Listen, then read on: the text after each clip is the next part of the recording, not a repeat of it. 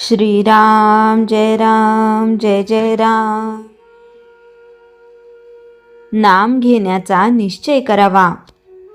जे दृश्य असते ते आज न उद्या नाश पावते। दृश्य हे स्वतंत्र नसते, भगवंताच्या अधीन असते।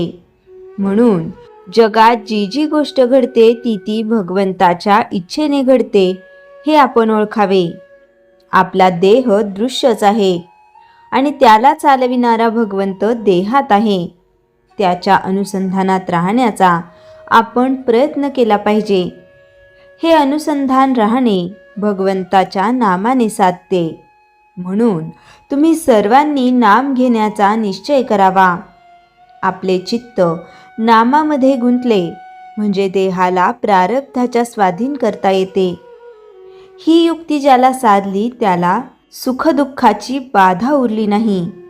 संतांना देखील त्यांचे प्रारब्ध भोगावे लागते, पण त्यांना देहबुद्धी नसल्याने भोगाचे सुखदुःख नाही। व्यवहाराच्या मार्गाने जात असता भगवंताचे नाम कधी विसरू नये। आपल्या प्रयत्नाला जो फळ येईल ती भगवंताची इच्छा समजून जे पदरात पडेल त्यात समाधान मानावे।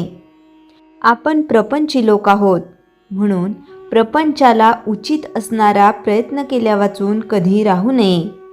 पण प्रपंच हेच आपल्या सर्वस्व आहे असे न समजता त्यामध्ये भगवंताला विसरू नये। परमार्थाला सदाचरणाची फार जरुरी आहे। उगीच भलत्याच्या सांगण्याला भुलू नये आणि अनीती अधर्माच्या मार्गाला जाऊ नये। संत जे सांगतात त्याच्यावर विश्वास ठेवू, मुखात नाम ठेवावे आणि सदाचरणाने वागून प्रपंच करावा। असे जो वागेल त्याचे कल्याण राम खात्रीने करील, हे मी सर्वांना वचन देतो। बहुतेकांना प्रपंचासाठी देव पाहिजे असतो। खरोखर हे सर्व हिंगजिऱ्याचेच गिराईक आहेत। देवासाठी देव पाहिजे असे म्हणणारा खरा कस्तुरीचा चाहताच कोणी भेटत नाही। जो बरा होणार नाही अशा रोग्याला बरा करतो तो डॉक्टर खरा। अगदी विषयातल्या माणसांना सुद्धा जो बाहेर काढतो तो संत खरा। त्याच्याजवळ जाऊन नुसते मी शरण आलो आहे असे म्हटले तरी पुरे। हल्लीच्या आणि पूर्वीच्या प्रपंचात तसा फरक नाही, पण पूर्वी लोक देवाला विसरत नसत।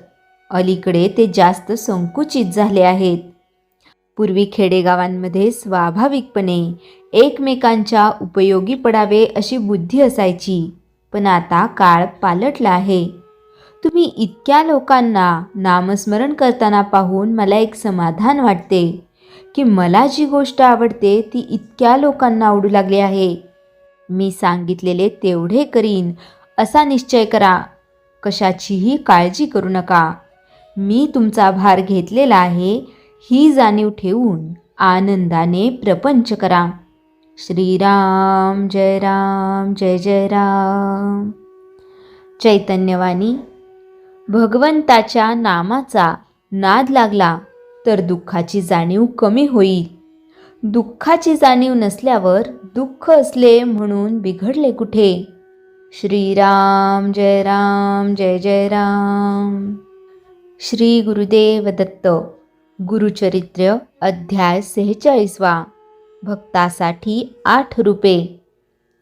नामधारक सिद्धमुनींना म्हणाला, पुढे काय झाले ती कथा मला सविस्तर सांगा। सिद्धमुनी म्हणाले, नामधारका, तू खरोखर मोठा भाग्यवान आहेस। तुझी ही श्री गुरुचरित्र ऐकण्याची तीव्र इच्छा पाहून मला संतोष आहे। या गुरुचरित्र श्रवणाने तुला पुत्रपौत्र होतील, तुला सर्व प्रकारचे ऐश्वर्य लाभेल। आता तुला पुढची कथा सांगतो। ती श्रवण केली असता महापापी सुद्धा पावन होईल। श्री गुरु गाणगापुरात असताना एक गमतीदार गोष्ट झाली। एकदा दिवाळीचा सण आला। श्री गुरूंचे 7 शिष्य श्री गुरूंच्याकडे आले। या मंगलदिनी श्री गुरूंचे चरण आपल्या घराला लागावेत असे प्रत्येकाला वाटत होते। या दिवाळीच्या दिवशी श्री गुरूंनी आपल्या घरी यावे असे प्रत्येकाला वाटत होते। तशी त्यांनी श्रीगुरूंना विनंती केली. श्रीगुरूंना त्यांचे मन मोडवेना. तेव्हा ते शिष्यांना म्हणाले, तुम्ही सगळेच माझे प्रिय शिष्य आहात, तेव्हा मी एकाच दिवशी तुम्हा सर्वांच्या घरी कसा येणार? तेव्हा मी कुणाच्या घरी येऊ ते आपापसात ठरवा व मला सांगा. श्रीगुरूंनी आपल्याच घरी यावे त्या 7ही शिष्यांना वाटत होते. त्यावरून त्यांचे भांडण सुरू झाले. त्यांचे काही केल्या एक मत होईना. मग श्रीगुरूंनी युक्ती केली. त्यांनी एकेका शिष्याला बाजूला बोलाविले व त्याला सांगितले, मी तुझ्याकडेच येईन, पण हे कोणाला सांगू नकोस. आता तू शांतपणे आपल्या घरी जा. अशा रीतीने प्रत्येकाची समजूत काढून सर्वांना वाटेला लावले. त्यामुळे श्रीगुरू फक्त आपल्याच घरी येणार म्हणून सर्वांना आनंद झाला. ते सर्वजण आपापल्या गावी गेले. दिवाळीला श्रीगुरू बाहेर गावी आपल्या शिष्याकडे जाणार ही बातमी मठातील भक्तांना समजली. तेव्हा ते श्रीगुरूंना म्हणाले, स्वामी, दिवाळीसारख्या पवित्र दिवशी तुम्ही बाहेरगावी शिष्याकडे जाणार, मग आम्ही कोणाचे दर्शन घ्यायचे?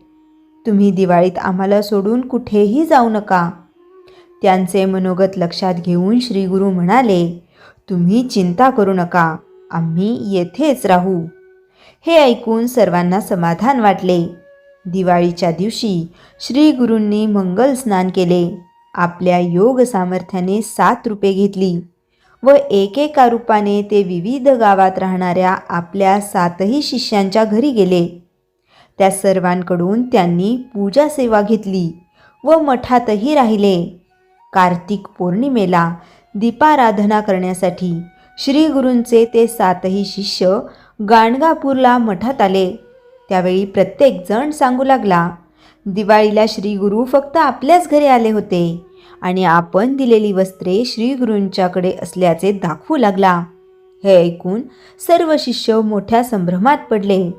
पण गाणगापुरातील लोक म्हणाले, श्रीगुरू तुमच्यापैकी कोणाकडेच आले नव्हते, ते मठातच होते. त्यांनी आमच्याबरोबर दिवाळी साजरी केली. हे सगळे ऐकून सर्वांनाच आश्चर्य वाटले. श्रीगुरू साक्षात परमेश्वर आहेत, त्रैमूर्तींचा अवतार आहेत. भक्तांसाठी त्यांनी 8 रूपे घेतली. रहस्य उघड होताच सर्वांनी श्रीगुरूंचा जय जयकार केला.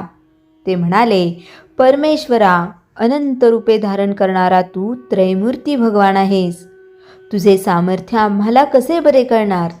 त्यावेळी सर्वांनी श्रीगुरूंची स्तुती केली. दीपाराधना करून समाराधना केली. ही कथा सांगून सिद्धयोगी नामधारकाला म्हणाले, श्रीगुरूंचे महात्म्य हे असे आहे. या प्रसंगाने श्रीगुरू नरसिंह सरस्वतींची ख्याती सर्वत्र पसरली. ग्रंथकर सरस्वती गंगाधर सांगतात, सज्जन हो, तुम्ही श्रीगुरूंची आराधना करा, तुमच्या मनातील सर्व इच्छा पूर्ण होतील. आम्ही त्याचा अनुभव घेतला आहे. जे मूर्ख असतात त्यांना श्रीगुरू सेवा करण्याची लाज वाटते. जे ज्ञानी असतात ते श्रीगुरूंचे नामामृत प्राशन करतात. श्रीगुरू हेच त्रैमूर्ती आहेत. हा संसार सागर तरून जाण्यास श्रीगुरू हाच एक आधार आहे. अशा रीतीने श्रीगुरू चरितामृतातील भक्तांसाठी 8 रूपे नावाचा अध्याय 46वा समाप्त. श्री गुरुदेव दत्त.